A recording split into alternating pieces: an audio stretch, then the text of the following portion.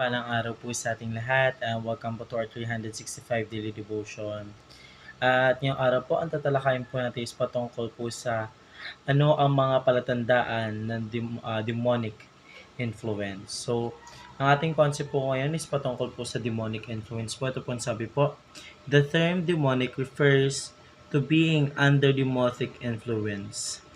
So, in scripture, and often noted with the more extreme cases. So,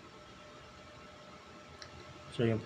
So yun po yung dito po sa concept po natin patungkol po sa demonic influence po. Sinasabi po the Bible makes it clear that Christ has ultimate power over the demonic realm po. While believers cannot proceed, they can experience spiritual attacks.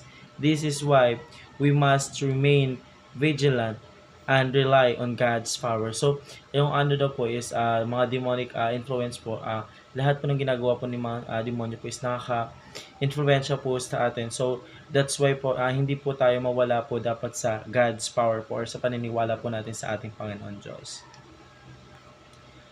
At ngayon naman po ay tayo po dumako po sa ating Psalm of the Demonic Influence. So, meron po ditong 8. Una, distortion of the truth, spiritual bondage of sin, hatred of Christian and the church, empathy of the hardness of heart, fleshy thinking and wordless, addiction to drugs, sex, pornography, origin for death, etc., obsession to acquaintance the false religion, witchcraft, divination, screams, etc. So yun po yung mga some of the demonic influence. So meron lang po dito 8 po, pero marami po yan. Pero yun lang po yung sinali po. And tayo naman po dumako po sa ating Bible verse po na Mark chapter 5 verse 1 to 20 po. So ito po yung sabi po sa English po. Sa Tagalog po pala. So ito po.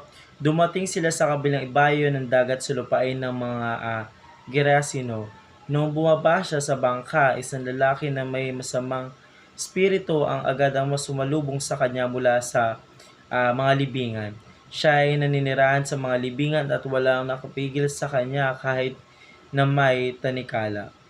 Sapagkat madalas siya ginagapos ng mga kadena at mga tanikala, ang ngunit nilalagot niya ang mga tanikala at pinagpuputol-putol ang mga kadena.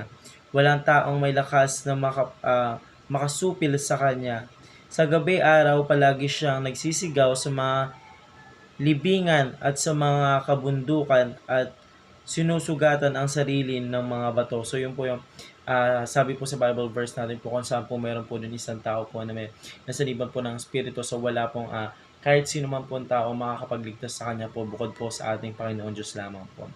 So ito po, demons demise God's relationship where Jesus reconciled them. So yung ang mga demonyo daw po is ito po yung nakakasira or demesis good relationship. Pag sinabi po demesis po, ito po yung nakakasira po sa good relationship po na meron po tayo sa ating Panginoon Diyos at sa ating po sarili kasi ang ginagawa po ng mga demons po is sila po yung nagdidemis po. Sa pagdating po sa relationship po natin sa ating Panginoon Diyos, sila po yung mga sumisira po. Sila po yung gumagawa po ng paraan para po tayo may mapalayo po sa ating Panginoon Diyos po. And pero ang ating Panginoon Diyos po is hindi po siya tumitigil na mag-reconcile po tayo sa Kanya or maging connected pa rin po tayo sa ating Panginoon Diyos. Pangalan ko na po, demons distort the mind where Jesus renews it. So yung ang utak daw po nating mga tao, dinidistort daw po ni demons po or sinisira po ng mga satanas. Kumbaga, sila po yung nagkakaroon po ng bad influence po sa utak natin. Para sa ganun po, is para malimutan po natin si Jesus na part po siya sa buhay natin. Then, doon po eksena po yung mga yung demons doings po na sirain po yung nasa utak po natin. Sulsulan po tayo ng ano po na ikakasama po natin sa ating Panginoon Diyos. Pangatlo po, demons destroy the image of God where Jesus restores it. So, ang first talaga po na ginagawa po ng mga demons is to destroy the image of Jesus. Siraan po yung ating Panginoon Diyos po pagdating po sa ating mga tao. Kasi yun po yung gawain po talaga ng mga demons po, ang siraan po yung pangalan po ng ating Panginoon Diyos. Kahit wala po siyang ginagawa at gagawa pa rin po ng ikakasabi po ang mga satanas po para siraan na lamang po yung ating Panginoon Diyos. But Jesus, ang ating Panginoon Diyos po is hindi po yan nagpapatinag po sa mga ganyang gawain. Bagkos ang ating Panginoon Diyos po is kampante lamang at ang ating Panginoon Diyos na po ang bahala sa mga demons, sa mga mali po nilang gawain. So yun lamang po para sa araw na to. Maraming salamat po sa pakikinig and see you ulit bukas para po sa ating daily devotion.